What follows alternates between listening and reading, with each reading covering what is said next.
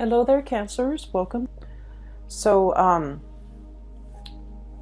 when I was shuffling out this spread for you, I do have an image that I want to convey to you. And there were words that came through. And so it's not so much about the image, it's mainly the words associated with it, okay? I feel like it has more importance. So first of all, I see this bedroom scene. Okay, so there's like a window, and it opens out into the I guess the backyard of the house, and there's a tree with like a tire swing that's nailed to the branch of the tree. And then in bed, you have this little boy. He's very, very young. He's probably like 6 or 7. He's looking out into the window. The window's open. He's looking out at the tree. And so what I started to see was the scene is moving. So it's like a nighttime scene. He's supposed to be in bed. He's kind of bored. He doesn't want to sleep yet. He wants to like go outside and play.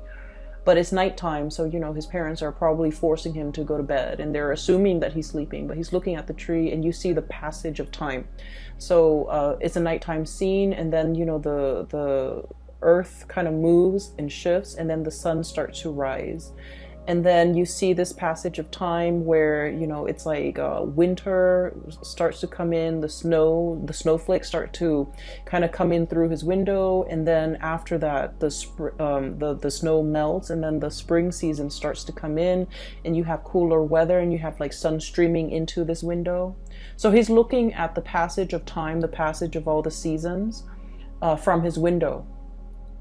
And the words and the phrases that I started hearing is definitely the passage of time, wanting to grow up, wanting to be out there, wanting to be an adult, wanting to be able to dictate your own life, you know, when to sleep, when to go outside, when to eat. And I feel like this child, this is somebody who's very eager to grow up, okay?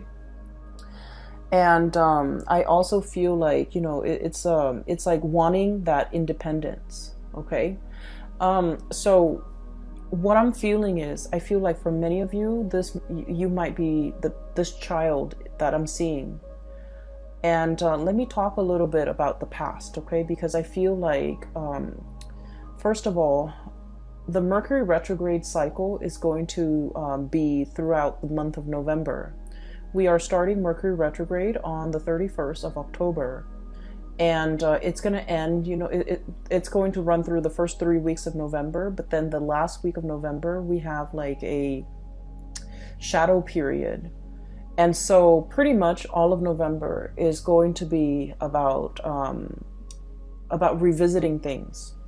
And then I feel for you guys in particular, it is going to be revisiting the choices that we have made, the decisions that we have made, so that we can glean and extract wisdom from it, okay? So I feel right off the bat, this month might be a little bit uncomfortable because you're confronting your demons. You're confronting the past. You're confronting choices and decisions that you have made in the past. And I do feel the month brings about immense opportunities for transformation. If you don't like where you are, you're going to be able to change location. If you don't like the things that you have done in the past, you're going to be able to do like a 180, you know, change direction, take a different path. If you don't like the person that you're around, you're going to be able to change your group of friends. If you don't like the lover that you have, you're going to be able to switch things up, you know, get out of situation. So I do feel like it's a very reflective type of a month, okay? So going back to that original image, let me talk a little bit about where I feel like the pieces are fitting in for you guys. I feel as if for many of you, you know, when you were younger, you were very eager to grow up. Okay, you wanted to kind of like get out into the world, get your hands dirty, experience things, live life, and just not have to. I just feel like this sense of like feeling that, you know, life is like an unopened box, like a present wrapped up in a bow, and with wrapping paper, and you're so eager to like tear it open and just, you know, get your hands dirty and just really embrace and live life. And I feel for many of you, this can come in all forms and shapes and sizes, like wanting to, you know, really experience all the nitty gritty things in life. Okay. I see a lot of experimentation when it comes to drugs, alcohol, even like, you know, overindulging in those things, but also wanting to just, you know, really grab life by the horns and live as if there's no tomorrow. Okay. Because like the image of that child is coming through. It's a child that is very like innocent, naive, and things like that. So I feel like you kind of like, you know, rushed in there, like, let's do it first, ask questions later. And I feel like it was a cycle, like a spiral, where you might have gotten involved with the wrong people. You might have experimented with the wrong things, experimented with the wrong substance, experimented with the wrong relationships. And I just see like a lot of overindulging and wanting to just really, really experiment. And then I also felt like for many of you, you might have been like on the flip side, on the opposite end of the spectrum. I see somebody who's like really, you know, like who has had to grow up at a very young age. There were a lot of like expectations imposed upon many of you. It kept you on the straight and narrow, right? Like it kept you going through school. It kept you very responsible. It made you kind of like very, very straight-laced. And then whatever age you're at, maybe, you know, going off to college, or maybe in your 30s, or maybe even now in your 40s, whatever age you're at, you went through a phase where you just like, I want to indulge. I want to, you know, let loose. I want to have no restrictions. I want to have no baggage. I just want to be irresponsible. Like just, I feel like that tug and pull with many of you. And so the first group of you, I do feel like you needed to experiment it. You needed to, you know, overindulge. You needed to get yourself in wrong situations with the wrong people even, in order for you to learn, in order for you to shape up, in order for you to realize that, oh, you know, been there, done that, not for me. Okay. And then that first group of you, you have come in with this energy as the Emperor. This is somebody who is, you know, has a lot of life experience under their belt. They know who they are. They know themselves really, really, really well. Okay. They know what works for them. They know what doesn't. They know what types of people they want to be with. They know what career path is good for them. And they also know, what not to get involved with. Okay, like never again. So I feel like, you know, you've come into this sense of like strength and fortitude and just knowing yourself inside and outside very, very well. And then I also see on the latter group of you, group number 2, that were like late bloomers, getting out into the world and being able to overindulge in all of that at a very at a later age. And I feel like you're at a point where you want to shirk responsibility. You're just like, I've lived my life as a straight-laced person for so long, and I just want to break free from it. So I felt like life has been a series of constraints, a series of just like limitations. People telling you, you know, these are the limits. You can't really get past the limit. Or people telling you these are things you're expected to do. So I do feel a situation where there might have been a lot of restrictions. There might have been a lot of like rules are rules. Rules are put in place, and you just have to, like, you know, obey the rules. And so what's coming through here? 10 of Swords. Things are like really bunched up. Things are just restrictive and confining, and we don't really know which way to go. 8 of Swords, being stuck in a mental prison where our thoughts, our fears, our, you know, just like being pinned down to social expectations, cultural expectations for some of you, responsibilities, and just, you know, you're wanting to do the right thing, but you feel like it's just so hard. Right? So I feel regardless of, you know, whether you're group A or group B, You needed to experiment what it means to be irresponsible. You needed to experiment what it means to be, you know, a straight-laced person, because what you're looking for is that middle ground. Okay, what you're looking for is moderation. What you're looking for is kind of like straddling that middle ground and balancing this side of you that's very responsible, and letting yourself indulge once in a while, but not letting the need to overindulge kind of like overtake your life to the point where you can't function. So I feel like the universe is teaching you a very important lesson about moderation, about, you know, walking a middle path, about really finding your own way. Okay, never mind the social expectations, never mind what people expect from you, or never mind what you feel is expected of you. It's just a matter of figuring out that perfect medium that works for you. And I feel like you're still in the process of trying to find that. And you're kind of, I almost feel like walking down this alley. Okay, and the walls are around you, and you're walking in the middle. You're trying not to hit the walls. And, you know, if there's like any type of turbulence, you're going to sway in either direction. But the trick is to maintain your balance, to maintain your stance so that you don't get swayed either way. Okay, so that's what I'm feeling here. I feel almost like many of you are in a situation right now where I mentioned last month, and I do feel this energy coming back in, because I rarely, like when I do these videos, once I publish them and they're up on the internet, I don't remember the energy, but I'm remembering a lot of the energies for a lot of the signs, not just you. So I feel like it might be significant. I mentioned somebody that wants to be found, somebody that's like attention seeking. And I feel like you're dealing with someone who is attention seeking. Okay, they know how to jab at you. They know how to push your buttons. They do this with everybody. They do this with, you know, people in their lives. And I feel like I'm feeling for many of you, you're dealing with somebody in your environment like this, and you're trying to keep a straight face. You're trying to do the right thing. You're trying to maintain your decorum, because you guys are deeply sensitive. I feel like out of all the signs, you know, everyone has their sensitivities. But I feel like with Cancerian people, you guys are very empathetic. You guys really care about people. You guys are genuinely very, very nice, caring, you know, just decent human being.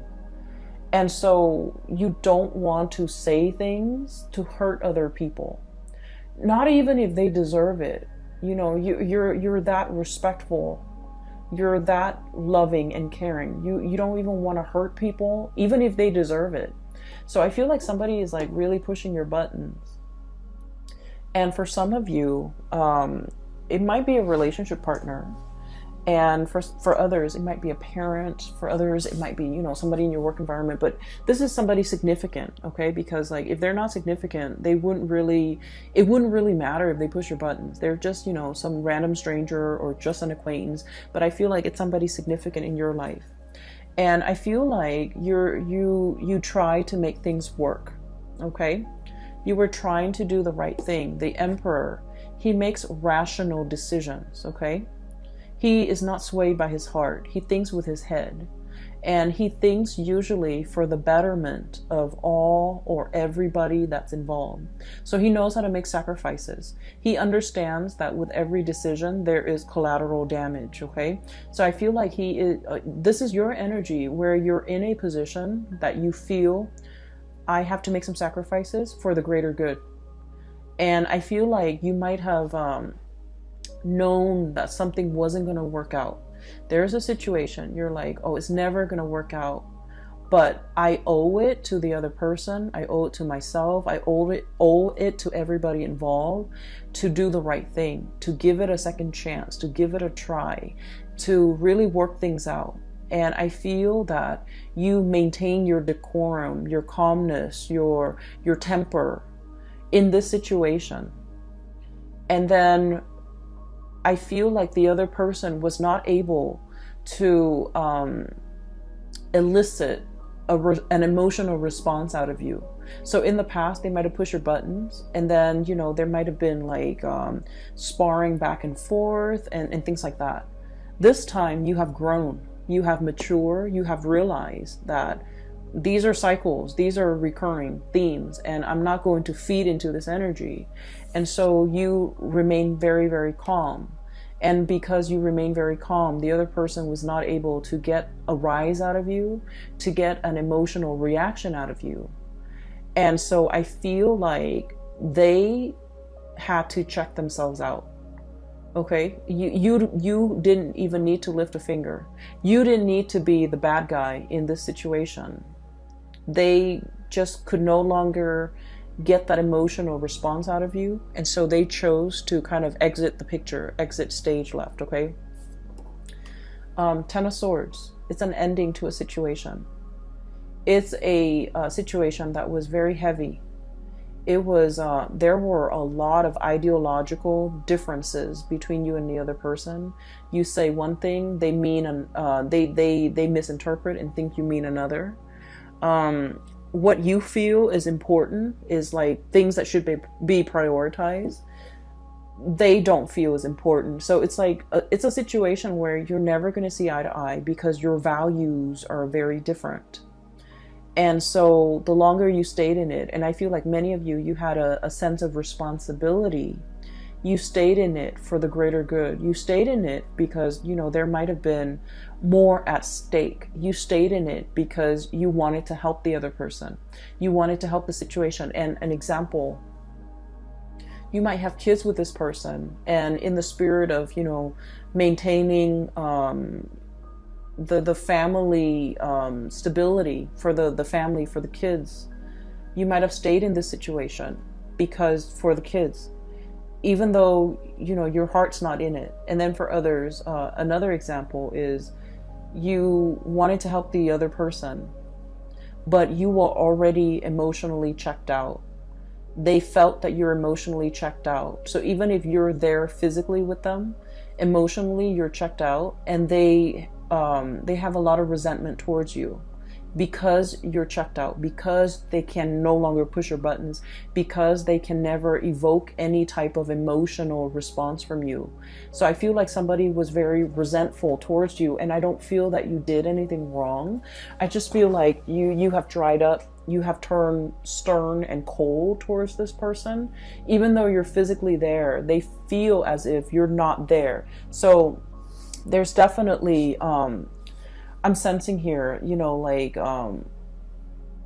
it's done and over with, and I feel like you're strategizing as to how to extricate, how to leave, how to, you know, get out of it. And what we have though with the Eight of Swords, this is, you know, being bound in that mental prison, not knowing where to go, even though you have the tools at your disposal to kind of like cut yourself free. What's coming through is we do have an unraveling process, okay? Two of Wands, the ribbons, everything is like unraveling. Everything is coming loose. Everything is becoming lighter. The burden is no longer there. And then you have a situation where things are just becoming lighter, becoming easier, becoming better. But we're definitely dropping a lot of burdens, okay? I have the Death card, which signifies to me transformations, seeing the light at the end of the tunnel. For those of you who have been in a very difficult, rough situation, this is pretty much, you know, I look at this as when we're in this space where we're walking towards the light, we're in this tunnel, and it's really hard to see. The size of the tunnel could be, you know, God forbid, covered in spiders, covered in yucky stuff. It's very dank and damp in that tunnel. We can only see like so far ahead of us. We don't know if we reach out what's going to be there, you know. So it's a very uncomfortable situation. It's claustrophobic. It's dark. It's menacing even, I feel, for some of you, but it is not comfortable. It's not comfortable, but there's some light streaming through at the end of it. So you do see an end in sight. You do see that there's an end date. There's a change coming into the picture, and I have the exact date when that transition is going to happen. And so your mind is kind of like lightened as a result of it. The burden is lightened because you understand that there's light at the end of the tunnel. There's an end date. There's an end in sight. And you're going to be able to make some major transformations happen in your own life once that date is here. Okay, so I definitely feel a situation that has been problematic for some of you. This is a work situation where there might have been a lot of bickering, where there might have been a lot of stop starts, like false starts even, where decisions cannot be made. Okay, like one decision is contingent upon another. And then you also have a situation where some of you could be in a leadership position and you're managing people that are just like immature, difficult to deal with, difficult to train, who get super defensive when you're trying to give them like constructive feedback. And there's so many of them and they all exhibit the same types of personality. So it's a very emotionally taxing, emotionally draining experience. And then you realize that, you know, if you're in a supervisory position, for example, you realize, oh, there's an end in sight. Maybe it could be for some of you the end of a fiscal year where they might no longer be your subordinate. And then for others, it might be the end of a lease, the end of a housing situation, the end of a lease. For others, it might be, you know, the end of a contract, the end of a work contract where you're shifting into something new. Or even just, for some of you, I do see like a change, a major change in your environment. It could be a housing situation, somebody moving in, somebody moving out. You might be moving location altogether. And then for others, it's just something so liberating and so freeing that you're looking forward to this end date. Okay, so I feel like you have something extraordinary that you're looking forward to, and it's going to change your life as you know it. It's going to bring about a major uptick in your standing, in your energy, and just energetically, I do feel like the burden has been lifted, the weight has been off your chest, and just you're no longer dealing with immature and just, you know, attention seeking people who know how to push buttons. Okay, so that's looking very, very good. Let me see, there was another image that I saw and I can't for the life of me remember. I did this, I think, with the Gemini people too. They got two images and I forgot one of them. Okay, so I do want to talk about another situation here, and this is pretty much, you know, the cards are split like this: past, present, future. That's what it feels like to me. And so let me talk about something else that's coming into the picture. First of all, this is the moon, and this is stereotypically the card for Pisces. Okay, Pisces is represented by the moon, but I feel like in your situation, this is pretty much you, because I want to talk about something else. Cancer, the sign of Cancer is traditionally, it rules the fourth house, okay? And the fourth house deals with the mother, okay? It deals with childhood. It deals with family. And so the symbology of the moon, I always think of it as Cancer. And I don't know, maybe some of you are aware of this, maybe all of you are aware of this, but this is something that I just started to realize about Cancerian people in general, because I had a friend, and through like conversations with, you know, the Cancerian friends that I've had over the years, this is something I've just noticed.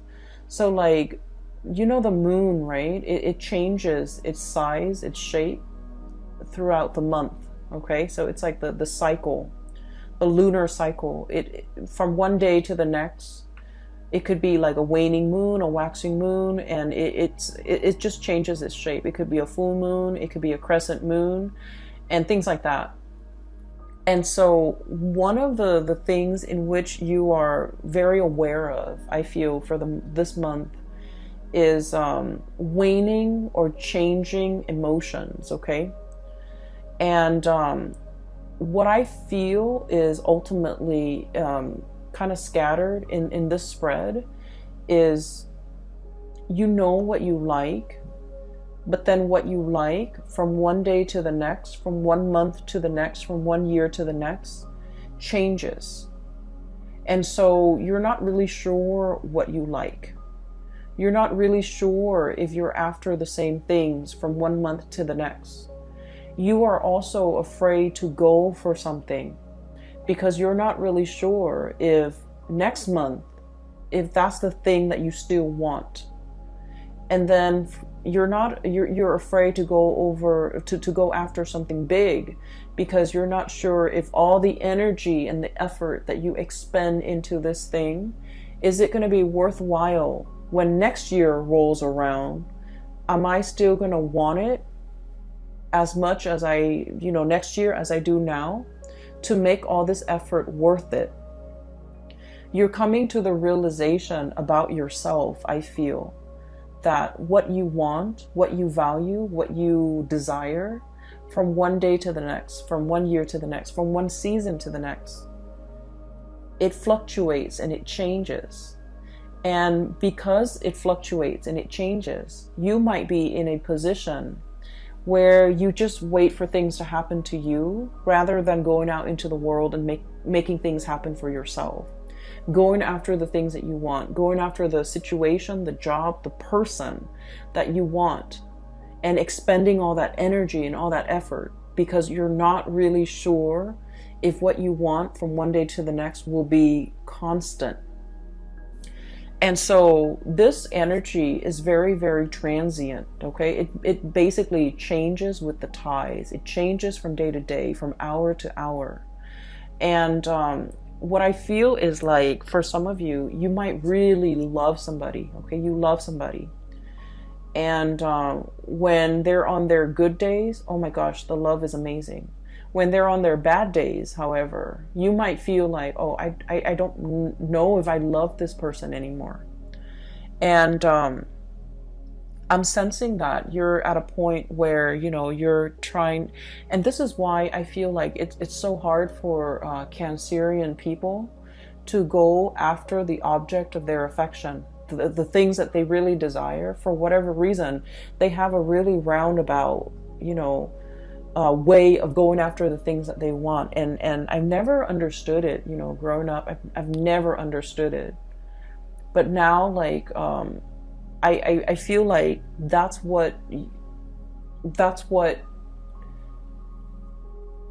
your MO, that's your method of operation, because you're not really sure, okay? So this month has a lot to do with, this process of deep reflection. We have five major arcana cards coming in a spread with like a 10 card spread. So the half of the cards are major arcana cards, which is really forcing you to be very, very clear about yourself, knowing yourself really well, like this Emperor, okay? Knowing what you like, what you want to bring forth into the world, reflecting on your past experience, like all the things that you had to do to get yourself to this very moment in time, and figuring out who you are and what you're all about. This is about self-knowledge. The other card that we have here as well is we have the Hermit. And the Hermit is wisdom. It's somebody who's very, very wise. It's somebody who's like up high in a tree, like the sloth, or or somebody who has a bird's eye view. Okay, so somebody who is enlightened, somebody who spent a lot of time on their own, and they figured out what they need to be happy. And this process isn't just something that happens overnight. there have to be a lot of upheavals and challenges and, you know, the breaking down of old paradigms in order for you to figure out, in order for something better to emerge, but in order for you to figure out what you're all about. So like, it's almost like the tree, you know, growing up in the winds, okay? It has to be, the winds strengthen the trunks and the branches of a tree, okay? So in the process of dealing with people who are very opposite from you, who ask you questions, who force you to defend your beliefs, that's when you're very, very sure about what it is that you really believe in. So I feel like, you know, all of this happened because we have the Tower, the things that we think about ourselves that are not built on reality, okay? I think I really like to, you know, stay at home and just, you know, knit. And then you realize life is passing you by, okay? And then you realize that, no, I actually want to be around a lot of people. I actually want that connection. I'm actually very extroverted. I actually need other people. So we have to go through life to really figure out who we are. And then, you know, some of you, you're just like, oh, I want to be the life of the party. You guys need other people. Most of you, you need other people. You might feel like, I want to be the life of the party. And I feel like I'm speaking to a lot of Cancerians out there who feel like, I want to be where the things are happening, among the shakers and the movers, where, you know, you feel like you might want that. And then when you're in the midst of it, you feel very drained. You feel like just unhappy. And then you realize that, you know what? I'm not as extroverted as I think I am. I need more downtime. I need to recuperate. I need more me time. So I feel like you have gone through a major process of like learning about yourself. And all of these things that you're learning about yourself, they don't happen in calm waves, okay? They happen in very like, they were like, the transformation was very, very disruptive. And I feel like it needed to be disruptive because you needed to be shaken awake. Because I feel like with the state of the fluctuation, the changeable moon and the emotional state, it's like you're going through each day constantly changing. And so the shakeup needed to happen at the core, at the foundational level, for you to figure out on a foundational level, who am I? What am I about? What do I want? So I feel like that's what this is really screaming out to me. And I'm sorry if the reading is so like, if it's just so abstract. I feel like it's very abstract.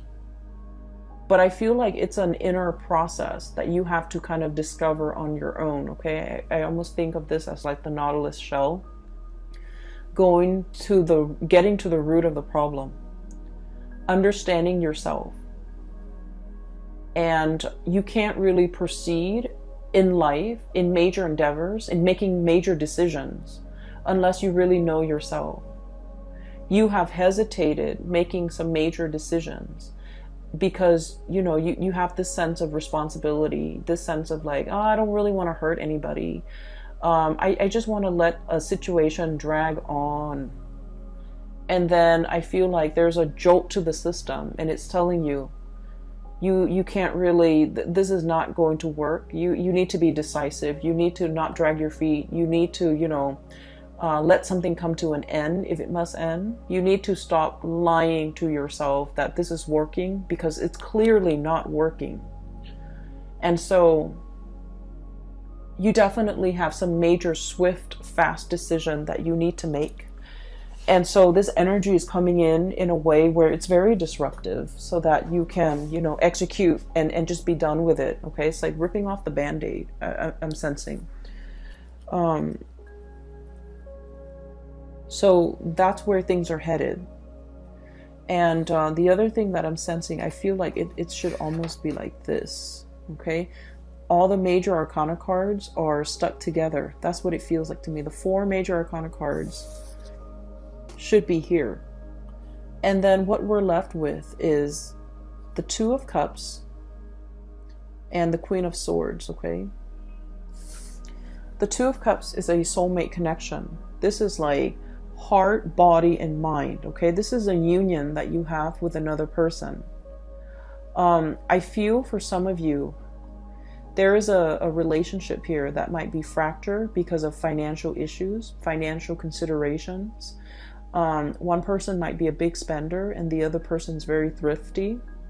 One person might be carrying the weight of the financial, burden of that relationship, and the other person might not have been.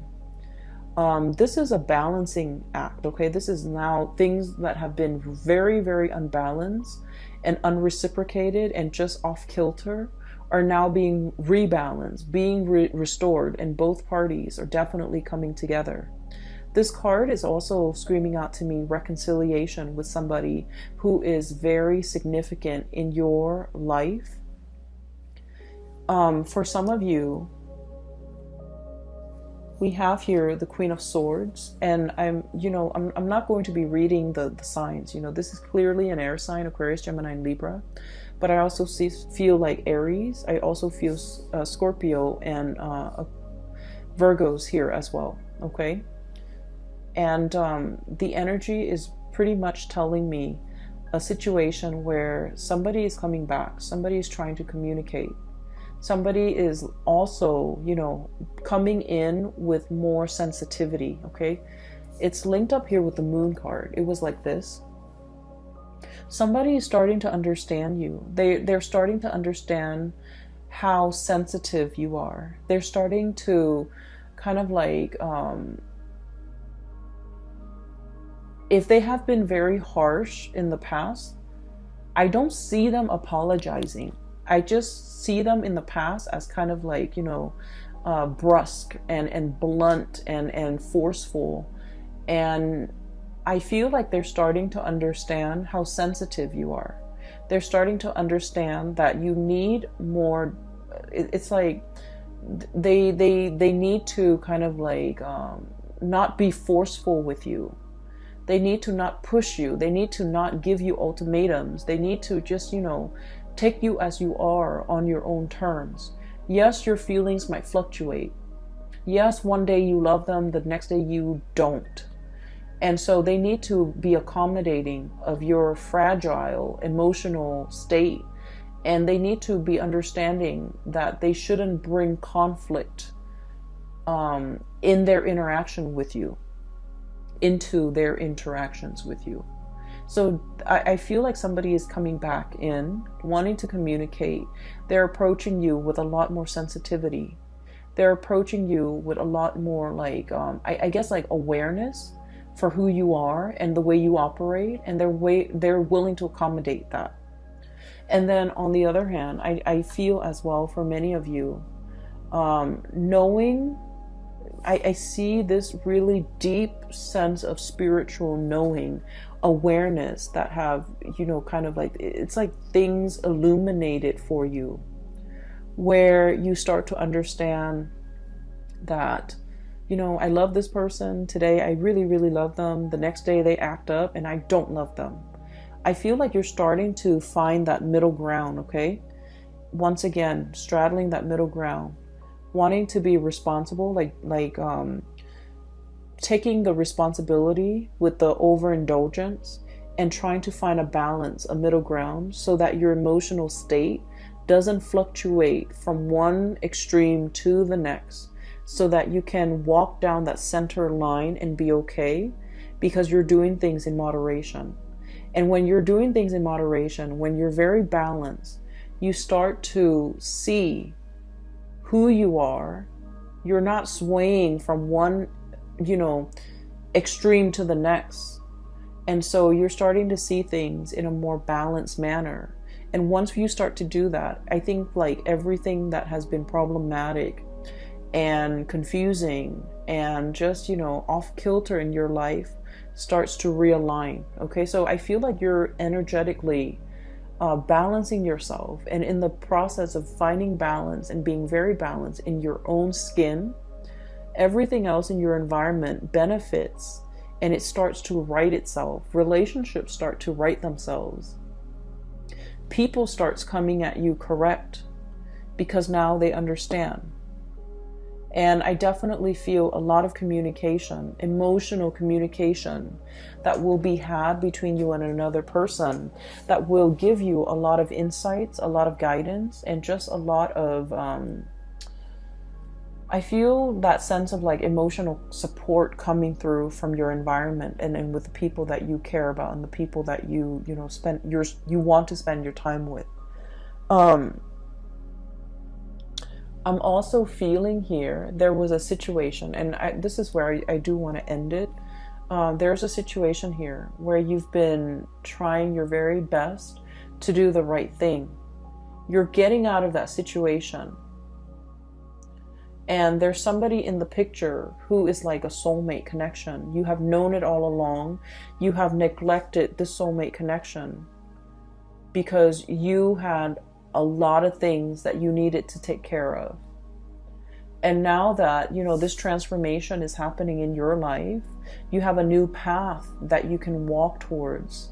And I feel that you're going to want to reconnect and work at this connection that you deem is the soulmate connection.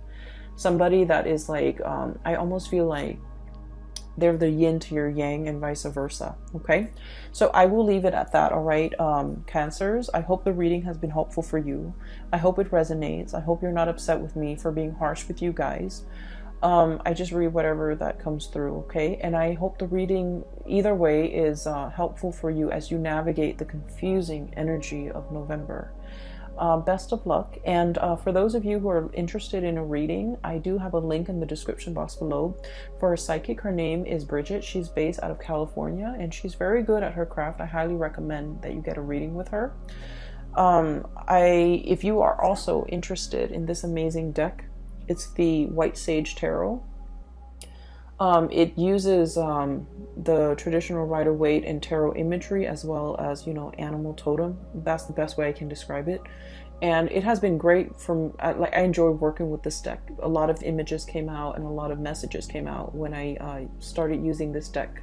And so the link for that is also in the description box below. Support your local artist and visit her site.